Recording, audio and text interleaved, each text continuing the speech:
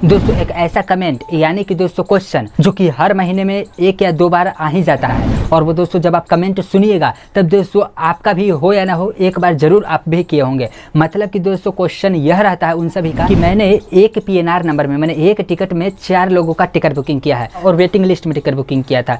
तो train chart बनने के बाद जैसे ही मेरा ये चारों टिकट कन्फर्म हुआ तो पाया गया कि 2 लोगों का बोगी नंबर S5 मिला है और ये 2 लोगों का बोगी नंबर S10 मिला है। इतना गैपिंग हो गया है। अब बताइए कि मेरे को सभी को एक बोगी के ही अंदर में साथ में ही सभी लोगों को करना है, तो यह कैसे पॉसिबल हो? या फिर दोस्तों किसी का क्वेश्चन ये भी होता है कि चारों का अलग अलग हो सकता है, अलग अलग सभी को बोगी मिल जाएगा, या फिर ऐसा भी हो सकता है कि सभी को तो एक बोगी ही मिले बट सीट नंबर में बहुत बड़ा डिफरेंस, जैसे कि किसी को 2 मिल गया है सीट नंबर, किसी को 50 तो किसी को 60 तो किसी को 70, तो एक साथ कैसे करें? या फिर दोस्तों कई लोगों ने ये भी कमेंट किया था कि मैं बुकिंग से पहले मतलब कि देखा था सीट की अच्छा 5 सीटें खाली है, 10 सीटें खाली है, और जब मैं एक PNR नंबर में 4-5 लोगों का टिकट बुकिंग किया तो पाया गया कि कन्फर्म तो सभी बुक हो गया था, लेकिन सभी का कोच बिल्कुल अलग अलग चला गया था। जैसे कि 2 लोगों का चला गया S10 में, फिर अगला 3 लोगों का चला गया S6 में। तो आखिरकार अब यह एक साथ कैसे करें? ऑनलाइन में क्या पॉसिबल है या फिर नहीं है,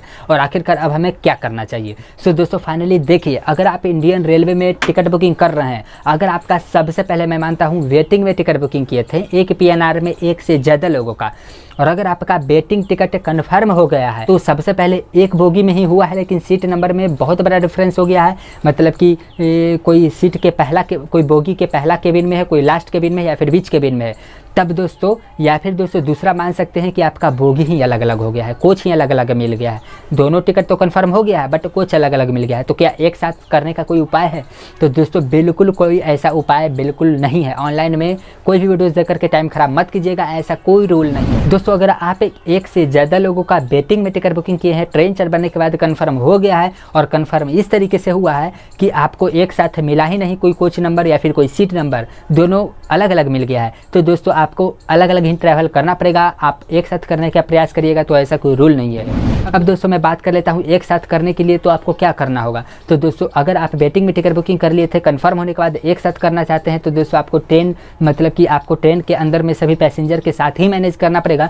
मान के चलिए दोस्तों आपका S5 मिला है, आपके फ्रेंड का S6 मिल गया है, तो या तो आप S6 के जगह पर जाकर के कह दीजिए कि S5 में मेरा ये सीट नंबर है, एक पैसेंजर जो होगा उसको कह दीजिए आप ये सीट पर बैठ जाइएगा, या फिर आप S5 में जाइएगा, उसके आसपास के जो लोग मार रहे होंगे कोई एगो होगा तो कह दीजिए आप S6 में चले जाइए, मेरा यहाँ पर फ्रेंड का दे दीजिए, क्योंकि दोनों को अलग अलग सीट मिल गया है। तो अगर आप ट्रेन के ही अंदर में कोई पैसेंजर के साथ मैनेज कर पाएँ और अगर उस बात को यह समझता है तब दोस्तों पॉसिबल है, अदरवाइज दोस्तों ऑनलाइन में खुद से करना चाहें तो ऐसा कोई बात पॉसिबल नहीं। यहाँ पर एक दूसरा केस समझते हैं। अगर आप बुकिंग से पहले यहाँ पर देख रहे थे 5 सीट खाली है, 10 सीट खाली है, और अगर आप 1 से ज़्यादा लोगों का टिकट बुकिंग कर रहे थे लेकिन टिकट बुकिंग होने के बाद दोनों का अलग अलग कोच नंबर मिल गया है, तो फिर एक साथ कैसे करें? तो दोस्तों यहाँ पर भी ऐसा कोई सिस्टम नहीं है कि आप टिकट बुकिंग हो जाने के बाद चेंज कर पाएँ, एक साथ कर पाएँ।